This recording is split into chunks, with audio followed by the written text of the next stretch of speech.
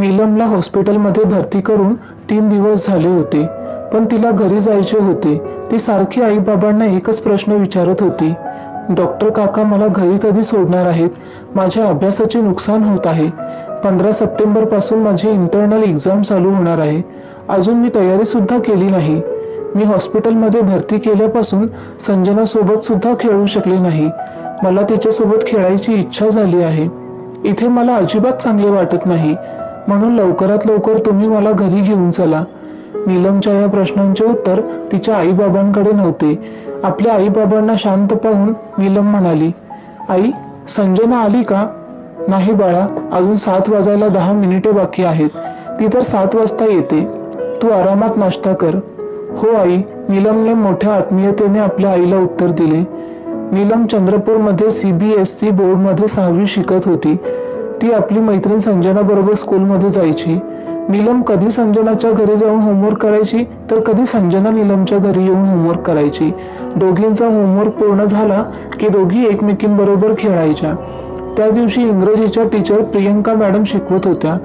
तेव्हा त्यांची नजर नीलमवर गेली. ती शांतपणे मान घालून बसली होती. तेव्हा त्यांना वाटले की नीलम कोणत्या तरी विचारत आहे, म्हणून त्यांनी नीलमला विचारले, काय झाले नीलम?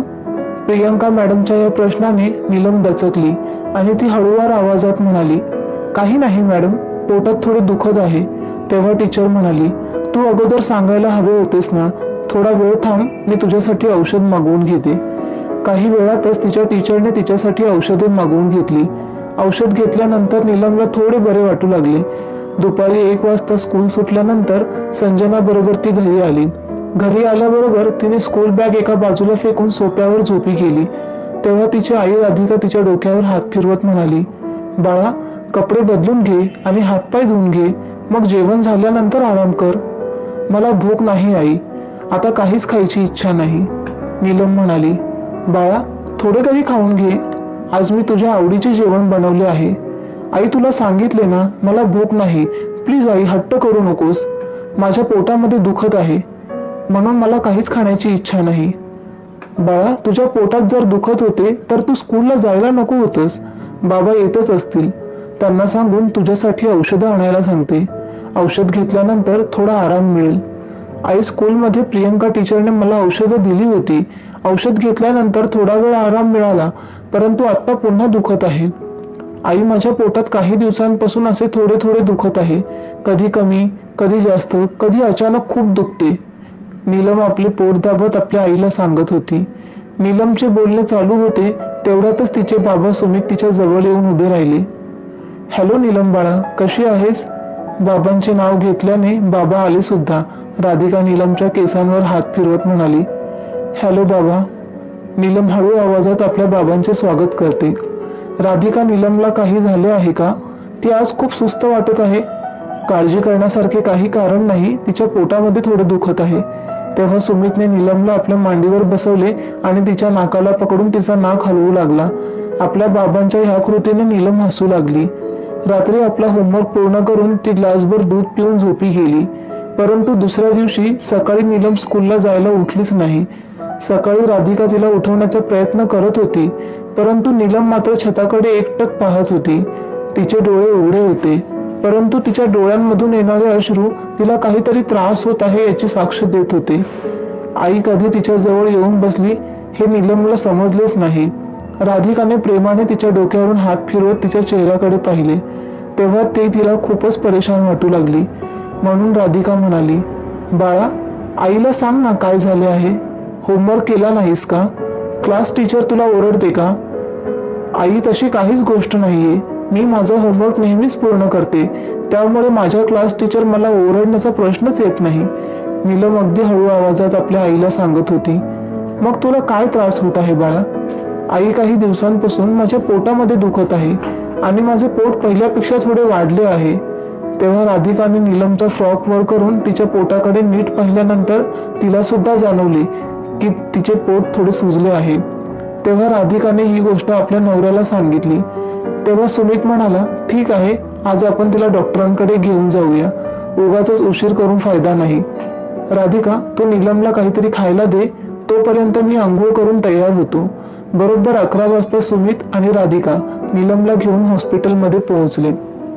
त्यांनी नंबर घेतला आणि डॉक्टर चौधरींच्या केबिन बाहेर ते बसले. त्यांचा नंबर आल्यानंतर ते नीलमला आतमध्ये घेऊन गेले. मात्र राधिका बाहेरच बसून होती. डॉक्टर चौधरीने नीलमला खूप प्रश्न विचारले. त्यानंतर ते म्हणाले की अगोदर तुमच्या मुलीची सोनोग्राफी करूया. जेव्हा रिपोर्ट येतील त्यानुसार आपण तिच्यावर उपचार घेऊया. डॉक्टरांनी दिलेली चिठ्ठी घेऊन ते दोघेही नीलमला सोनोग्राफी सेंटरला घेऊन आले. नीलमची तिथे सोनोग्राफी करण्यात आली, परंतु सोनोग्राफीचे रिपोर्ट 2 तासानंतर मिळणार होते. 2 तासानंतर पुन्हा ते डॉक्टरांकडे आले. तेव्हा मात्र त्याने नीलम आणि राधिकाला बाहेरच बसवून ठेवले आणि सुमित एकटाच डॉक्टरांकडे गेला. नीलमचे सोनोग्राफी रिपोर्ट पाहून डॉक्टर चौधरी सुद्धा सुन्न झाली. ते रिपोर्ट पाहून त्या रिपोर्टवर त्यांचा विश्वासच बसत नव्हता, म्हणून ते पुन्हा पुन्हा तो रिपोर्ट वाचत होते. त्यानंतर ते दबक्या आवाजात म्हणू लागले, मिस्टर सुमित, नीलम प्रेग्नेंट आहे. डॉक्टरांचे हे बोलणे ऐकताच सुमित अवाक झाला. तो जसा बसला होता तिथेच तो स्तब्ध झाला, जसे काही त्याने ऐकलेच नाही. तो डॉक्टर चौधरीकडे पाहतच राहिला, परंतु त्याला समोरचे काहीही दिसत नव्हते. त्याच्या डोळ्यासमोर अंधारी आली होती. तेव्हा डॉक्टर पुन्हा म्हणाले, मिस्टर सुमित, स्वतःला सांभाळा. तेव्हा घामाने ओलाचिंब झालेला सुमित डॉक्टरांच्या केबिनमधून बाहेर आला. सुमित बाहेर आल्याबरोबर राधिका त्याला विचारू लागली, रिपोर्ट पाहून डॉक्टर काय म्हणाले? तेव्हा तो अगदी हळू आवाजात जड अंतकरणाने म्हणाला, कळीसारखी माझी नाजूक मुलगी आई होणार आहे. त्यानंतर तो सोफ्यावर बसला. आता मात्र राधिका बेचैन झाली होती. सांगा ना, माझ्या मुलीला काय झाले आहे? तुम्ही नीट काही सांगत नाही मला. राधिकाची अशी अवस्था पाहून सुमित म्हणू लागला, आपण घरी जाऊया, मग तुला मी सारे काही सांगतो. हॉस्पिटल घरापासून 2 किलोमीटरच्याच अंतरावर होते. तेवढ्या कमी अंतरामध्ये राधिकाच्या मनात कोणकोणते विचार येऊन गेले, कोणकोणत्या शंका येऊन गेल्या, त्याने ती अजूनच परेशान झाली होती. घरी पोहोचल्यानंतर सुमितने नीलमला अंथरुणावर आराम करायला सांगितले. अंथरुणावर पडल्यानंतर नीलम म्हणाली, बाबा, डॉक्टर काका काय म्हणत होते? माझ्या पोटाचे दुखणे कधीपर्यंत कमी होईल? तुम्ही डॉक्टर काकांना सांगा ना की माझे दुखणे लवकरात लवकर बरे करा, नाहीतर संजना माझ्यापेक्षा चांगले मार्क्स मिळवेल. तेव्हा थरथरत्या हाताने सुमितने नीलमच्या डोक्यावर हात फिरवत तिला समजावले, बाळा, तू लवकरच बरी होशील. घाबरण्याचे कोणतेही कारण नाही. राधिका मात्र हॉलमध्ये बसून सुमितची वाट पाहत होती. सुमित बेडरूममध्ये नीलमला झोपून हॉलमध्ये आला. तेव्हा राधिका बेचैन होऊन सुमितला म्हणाली, डॉक्टर काय म्हणाले? काय झालं आहे माझ्या मुलीला? तेव्हा राधिकाचा हात पकडून आपल्या डोळ्यात पाणी आणत सुमित म्हणाला, मी कोणत्या तोंडाने आपल्या बरबादीची कहाणी सांगू? आपण पूर्णपणे बर्बाद झालो आहोत राधिका. आपण कोणालाही तोंड दाखवण्याच्या लायकीचे राहिलेलो नाहीत. डॉक्टरांनी सांगितले आहे की नीलम 6 महिन्यांची गर्भवती आहे. सुमितचे हे शब्द ऐकताच राधिकाला चक्कर आली आणि ती तिथेच बेशुद्ध होऊन पडली. सुमित राधिकाच्या तोंडावर पाणी मारून तिला शुद्धीवर आणण्याचा प्रयत्न करत होता. तो सारखा तिला म्हणत होता, उठ राधिका, स्वतःला सांभाळ, नाहीतर नीलमचे काय होईल? शेवटी काही वेळाने राधिकाला शुद्ध आली. मग ती सुमितला मिठी मारून जोरजोरात रडू लागली. आता दोघे नवरा बायकोंना समजत नव्हते की हे सर्व झाले कसे. नीलम बरोबर असे चुकीचे काम कोणी केले असेल? रडत रडत राधिका म्हणू लागली, माझ्या सोन्यासारख्या मुलीला एवढ्या वेदना देणारा नराधम कोण असेल? तर राक्षसाला जरा सुद्धा माझ्या मुलीची दया आली नाही का? आता त्याने आम्हा समाजामध्ये तोंड दाखवायला सुद्धा जागा ठेवली नाही. त्यानंतर आपल्या डोळ्यातील अश्रू पुसत राधिका नीलम जवळ आली. प्रेमाने तिच्या डोक्यावरून हात फिरवत तिला म्हणाली, बाळा नीलम, आता तुझी तब्येत कशी आहे? आई, आता थोडे बरे वाटत आहे, परंतु मध्येच कधीतरी दुखते. तेवढ्यात सुमित आपल्या मुलीला म्हणतो, डॉक्टरांनी सांगितले आहे की तुला लवकरच बरं वाटेल. परंतु सुमित आपल्या हृदयावर दगड ठेवून हे आपल्या मुलीला समजावत होता. नवरा बायको दोघांनाही हिंमत होत नव्हती की नीलमला याविषयी काही सांगावे किंवा तिच्याबरोबर चर्चा करावी, परंतु तिच्याबरोबर तर बोलणे गरजेचेच होते. मग शेवटी राधिकाने मोठ्या मनाने आणि प्रेमाने नीलमला विचारले, बाळा, तुझ्याबरोबर स्कूलमध्ये कोणी काही चुकीचे काम केले आहे का? नाही आई, कोणी माझ्याबरोबर कोणतेच चुकीचे काम केलेले नाही.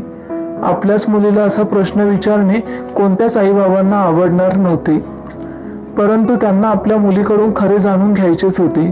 म्हणून तिला विश्वासात घेऊन या विषयाची सर्व माहिती त्यांना काढून घ्यायची होती. म्हणून दोघेही नवरा बायको प्रेमाने आपल्या मुलीजवळ बोलत होते. तेव्हा नीलम म्हणाली, नरेश दादा माझ्याबरोबर चुकीचे काम करत असायचा. नरेश सुमितच्या बहिणीचा मुलगा होता, म्हणून त्याला घरी येण्या जाण्यासाठी कोणतीही बंदी नव्हती. तेव्हा दोघे नवरा बायकोने आपल्या डोक्यावर हात मारून घेतले. मग राधिकाने नीलमला आपल्या जवळ घेतले आणि तिच्या कानामध्ये हळूवारपणे बोलत तिला विचारू लागली की नरेश दादा तुझ्याबरोबर हे चुकीचे काम कधीपासून करत होता आणि तू ही गोष्ट आम्हाला या अगोदरच का सांगितली नाहीस. तेव्हा मात्र नीलम रडू लागली होती आणि तिच्या डोळ्यातील अश्रू राधिकाच्या खांद्यावर पडत होते. तेव्हा रडक्या स्वरात नीलम म्हणाली, आई, नरेश दादा माझ्याबरोबर चुकीचे काम करायचा. त्यानंतर तो मला धमकीही द्यायचा की जर तू कोणाला याविषयी काहीही सांगितलेस तर मी तुझा गळा दाबून तुझा जीव घेईन. नीलम अजूनही त्याला दादा म्हणत होती.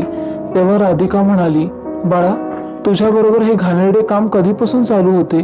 तेव्हा नीलम म्हणाली, आई, तू जेव्हापासून घरातील सामान बाजारात आणायला जायचीस बरोबर त्याच वेळेला नरेश दादा घरी यायचा आणि माझ्यावर जबरदस्ती करायचा. त्यानंतर मला तो एक चॉकलेट द्यायचा, परंतु मी खूप घाबरलेली असायची. मी चॉकलेट घ्यायलाही नकार द्यायची. तेव्हा तो मला धमकी द्यायचा आणि सांगायचा की जर तू कोणाला याविषयी काहीही सांगितलेस तर गाठ माझ्याशी आहे. त्यामुळेच मी घाबरून कधीही कोणाला काहीही सांगितले नाही. तेव्हा सुमित उसने अवसान घेऊन म्हणू लागला, काही हरकत नाही मुली, तू जास्त विचार करू नकोस, तू शांत राहा. तेव्हा राधिका म्हणाली, अहो, आता पुढे काय करायचे, आता पुढे काय होणार. परंतु काहीही झाले तरी मी त्या नराधमाला सोडणार नाही. एक वेळ मला जेलमध्ये जावे लागले तरी चालेल. तेव्हा सुमित म्हणाला, असे तू काहीही करणार नाहीयेस. अगोदर आपल्याला नीलमची काळजी घ्यायची आहे.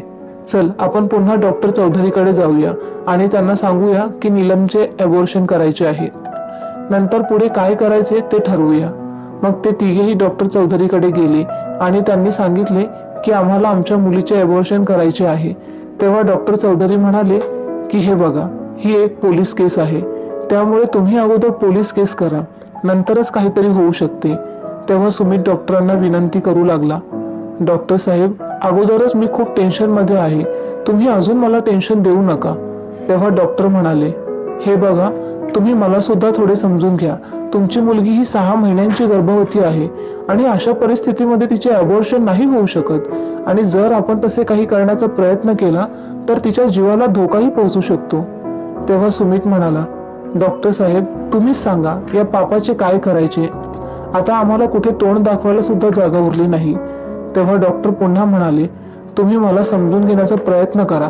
अशा परिस्थितीमध्ये नीलमचा जीव सुद्धा जाऊ शकतो आणि हे असे करणे बेकायदेशीर आहे.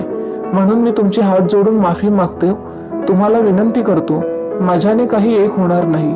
नीलम 3 दिवस हॉस्पिटलमध्ये भरती होती.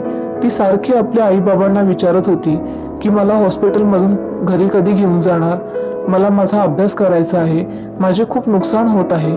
15 तारखेपासून माझी इंटरनल एक्झाम सुद्धा चालू होत आहे. मी अजून तिची तयारी सुद्धा केली नाही. मला माझ्या मैत्रिणीबरोबर सुद्धा खेळायचे आहे. त्यानंतर सुमितने कोर्टामध्ये नीलमचे ॲबॉर्शन करण्यासाठी परमिशन मागितली आहे, परंतु त्याला अजूनही परमिशन मिळालेली नाही. नरेशच्या विरोधात पोलीस ठाण्यामध्ये गुन्हा दाखल करण्यात आला. पोलीस त्याचा शोध घेत आहेत, परंतु तो अजूनही पोलिसांना सापडलेला नाही. त्याच्या मित्रांना किंवा त्याच्या घरच्यांना फोन येईल आणि त्यानुसार सापळा रचून आपल्याला नरेशला पकडता येईल, या आशेवर आता पोलीस आहेत. आता पाहावे लागणार आहे की कोर्ट नीलमच्या ॲबॉर्शनला परवानगी देते की नाही. त्यासाठी कोर्ट डॉक्टरचे रिपोर्ट्स मागून घेणार आहेत की गर्भपात करून 12 वर्षाच्या मुलीला कोणते नुकसान तर पोहोचणार नाही ना. या सर्व गोष्टींचा विचार करून कोर्ट योग्य तो निर्णय घेईलच. परंतु आता एक दिवस सुमित आणि राधिकासाठी वर्षासारखा झाला होता, कारण प्रत्येक क्षण ते आपल्या मुलीचाच विचार करत होते. त्यातच राधिका सुमितला म्हणाली, मी तुम्हाला सांगितले होते ना की नरेशवर डोळे बंद करून विश्वास ठेवू नका, पण तुम्ही माझ्या बोलण्याकडे दुर्लक्ष केले. राधिका, आता काही एक बोलू नकोस. मला काय माहित होते की तो माझ्या मुलीला एवढी मरण यातना देईल, तिच्याबरोबर असे चुकीचे वागेल. तुझे म्हणणे अगदी योग्य आहे. जर आपण त्याच वेळी नरेशवर लक्ष ठेवले असते तर आज हा दिवस आपल्याला पाहायला मिळाला नसता. परंतु एक दीर्घ श्वास घेऊन सुमित पुन्हा म्हणू लागला, ठीक आहे, चुकी माझी होती, परंतु चुकी तुझी सुद्धा आहे. नीलमला प्रेग्नेंट होऊन आता 6 महिने झाले आहेत, परंतु 6 महिन्यात तुला एकदाही असं जाणवलं नाही की आपल्या मुलीचे वागणे, आपल्या मुलीची तब्येत कशी आहे? तुला मुलीकडे नीट लक्ष ठेवता आलं नाही. तू तिला एकटीला घरी सोडून बाजारात निघून जायचीस. तुला वेळोवेळी नीलम बरोबर बोलायला हवे होते. तू तिची आई या नात्याने आणि तिची मैत्रीण या नात्याने तिच्याकडून तिच्या सर्व गोष्टी समजून घ्यायला हव्या होत्यास. ही सर्व तुझी जबाबदारी होती. मित्रमैत्रिणींनो, आता माझी चुकी होती की तुझी, किंवा लक्ष दिले नाही ही तुझी जबाबदारी होती, असे बोलून अथवा जबाबदारी झटकून ही वेळ टाळता येऊ शकत नाही. अशी वेळ कोणावरही येऊ नये, परंतु आपण नेहमीच सावधानी बाळगणे गरजेचेच आहे. कोणावरही विश्वास ठेवणे चुकीचे आहे, भले तो दुसरा असो वा आपला कोणी नातेवाईक असो. आपल्या मुलांची काळजी घेणे ही आपली नैतिक जबाबदारी आहे. म्हणून आपल्या मुलांबरोबर आपण आई वडील या हक्काने वागणे गरजेचेच आहे, परंतु त्यांचे एक मित्र किंवा एक मैत्रीण म्हणून आपण सतत त्यांच्या जवळ असणे गरजेचे आहे. मित्रांनो, ही गोष्ट जर तुम्हाला आवडली असेल तर व्हिडिओला लाईक करा, शेअर करा, आणि तुम्ही जर या चॅनलवर नवीन असाल तर आपल्या या मराठी यूट्यूब चॅनलला सबस्क्राईब करायला अजिबात विसरू नका.